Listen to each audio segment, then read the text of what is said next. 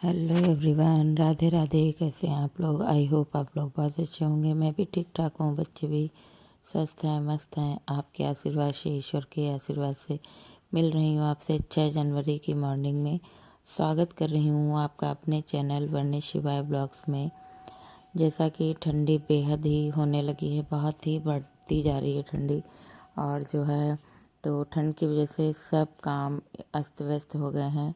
मेरे साथ तो ऐसा ही हो रहा है, क्योंकि मैं चाहे जितनी कोशिश करूं मतलब उठने की, फिर भी मतलब उठ नहीं पाती हूँ। इधर जो है 9 कितने बजे बज जाते हैं पता भी नहीं चलता है। हस्बैंड आजकल जल्दी निकल जाते हैं, तो उनके लिए मैंने क्या किया था, सबसे पहले जो है उनके लिए पराठे और थोड़ी सब्जी ये और दलिया मखाने डाल के बना दी थी। वो सब मैंने नहाने से पहले बनाया था। क्या करूँ, मजबूरी है। कोई इंसान भूखा चला जाए, इससे बढ़िया है कि अगर मैं नहाने आने के चक्कर में पड़ जाती तो फिर मतलब वो भूखे ही चले जाएंगे। इसी वजह से मैं नहाने धोने के चक्कर में नहीं पड़ी। पहले आटा रखा हुआ था हल्का सा, तो उनके लिए 4 पराठे, सब्जी थोड़ी सी और जो है ऐसे ही डाल के उबले आलू रखे थे, बना के दे दी थी उन्हें। दलिया वगैरह खा के वो निकल गए थे। मेरे फ्रिज में इस समय आलू मैं ज़रूर बॉयल करके रख लेती हूँ। 2 मेरे फ्रिज में हमेशा मतलब रखे रहते हैं, डेली बॉयल करती हूँ। ऐसा नहीं उनको वही चलाती रहती हूँ, ये नहीं है। मैं मतलब चेंज भी करती रहती हूँ, उनको बनाती रहती हूँ।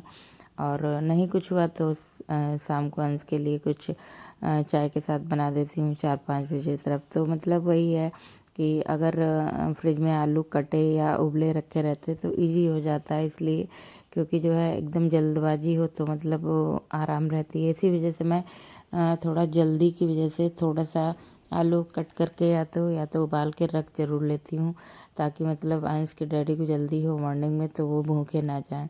और आटा भी शाम को जैसे वैसे मैं कभी आटा बचाती नहीं हूँ, क्योंकि सुबह कभी कभी टाइम नहीं मिलता है, तो 2 पराठे के लिए आटा ज़रूर रात में बचा लेती हूँ। वैसे शास्त्र के अनुसार तो आटा फ्रिज में नहीं रखना चाहिए बचा के। इस समय फ्रिज का यूज ही नहीं करती हूँ, बाहर ही रख दो तो ख़राब नहीं होता है।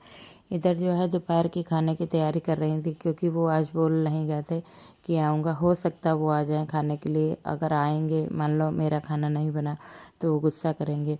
तो मैं सब मतलब मैनेज करती हूँ। बेटे को गोदी में ले लेके, पहले वो छोटा था तो मैं अपना गोदी में लेके आराम से बना लेती थी, कोई दिक्कत नहीं होती थी।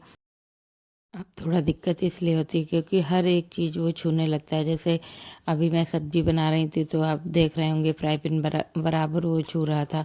तो ये रहता है कहीं अचानक से इसके ऊपर गिर जाए, तो हर एक चीज़ हम लोगों को देख के मतलब करनी पड़ती है। तो इसको मतलब बैठा देती हूँ चेयर पे नीचे, तो साथ ही में बैठा बैठा रहता है, तो मतलब उसको देख ही रहती हूँ। इस समय अंश का खेलने का टाइम होता है, बच्चे बाहर खेलते हैं तो अपना चला जाता है।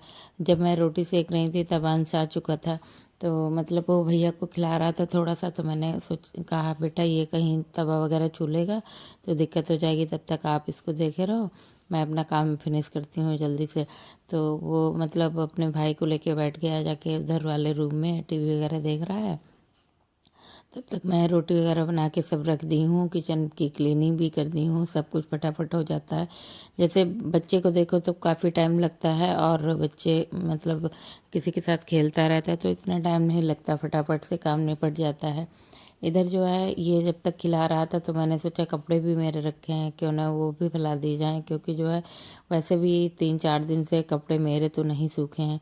क्योंकि अगर मशीन से मतलब धुलो तो हो सकता है 1-2 दिन में सूख जाते हों, लेकिन मेरे तो काफ़ी दिन से ऐसे ही कपड़े पड़े नहीं सूख रहे हैं।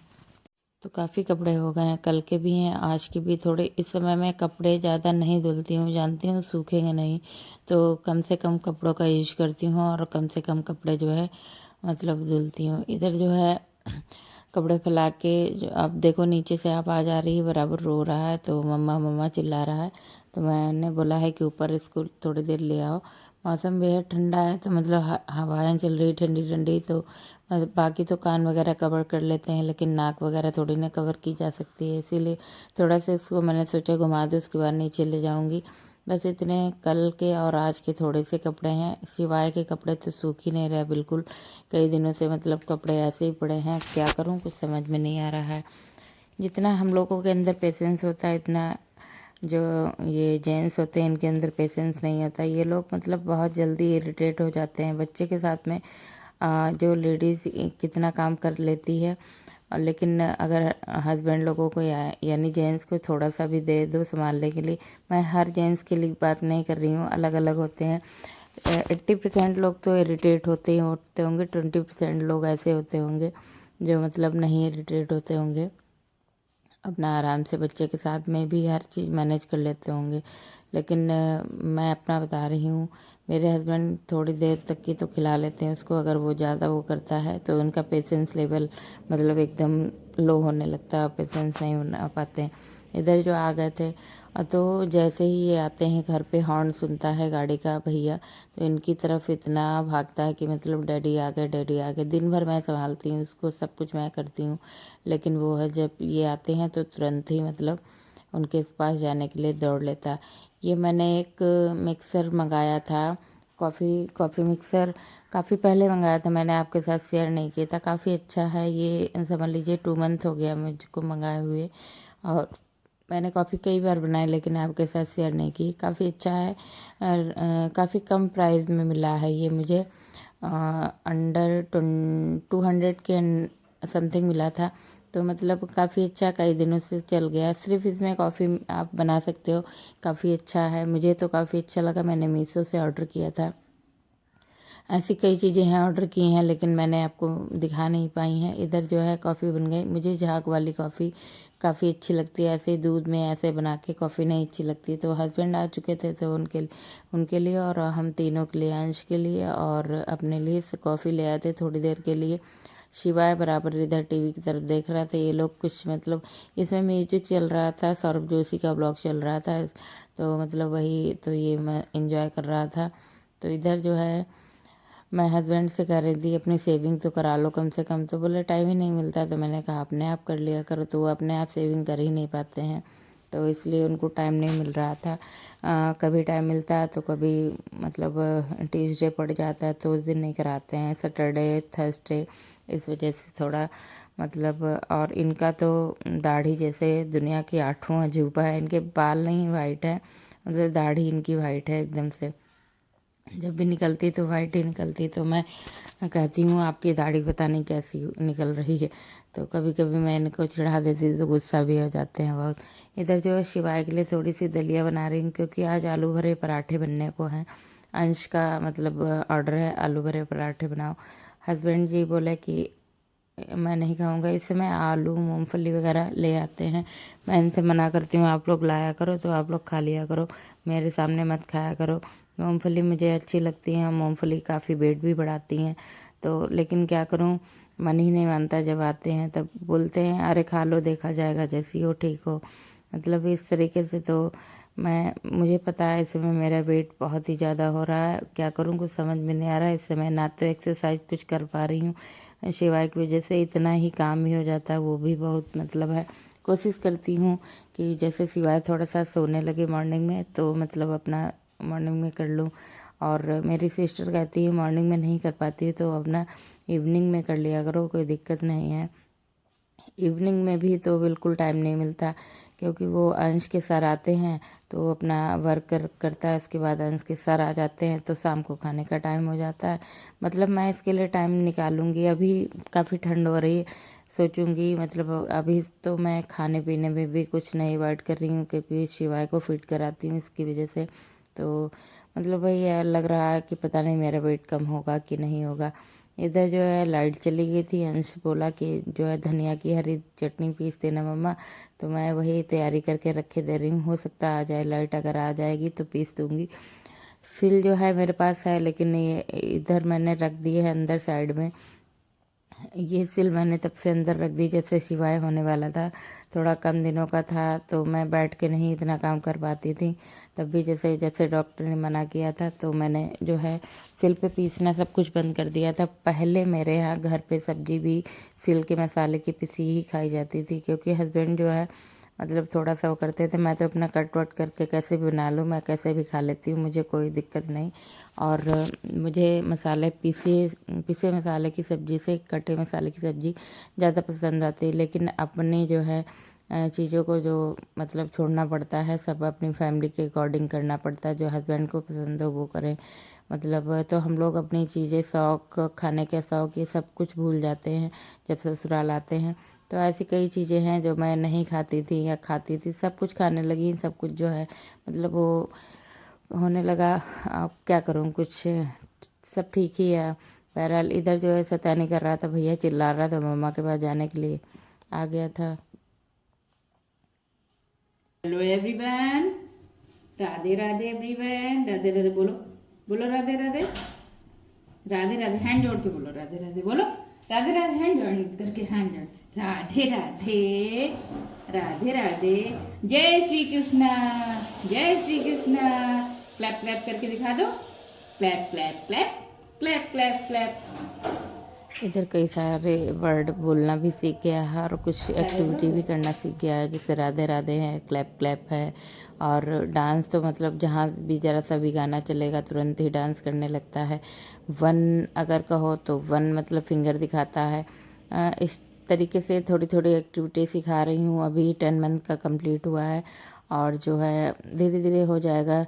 और मैं ये सोच रही हूँ, चलने तो लगा है, बेड पे तो चल लेता है थोड़ा थोड़ा, लेकिन मैं फ़र्श पे इसलिए नहीं छोड़ती हूँ। एक तो इस समय ठंडी है और वो फ़र्श पे छोड़ दो उसको तो सीधे वो मतलब घुटनों के बल चलने की कोशिश हाथ लगा के करता है, तो हाथ में काफ़ी ठंडी लग जाएगी। कितना भी ग्लव्स वगैरह पहनाओ तो हर एक चीज़ देखनी पड़ती है, तो उसको देख लेती हूँ।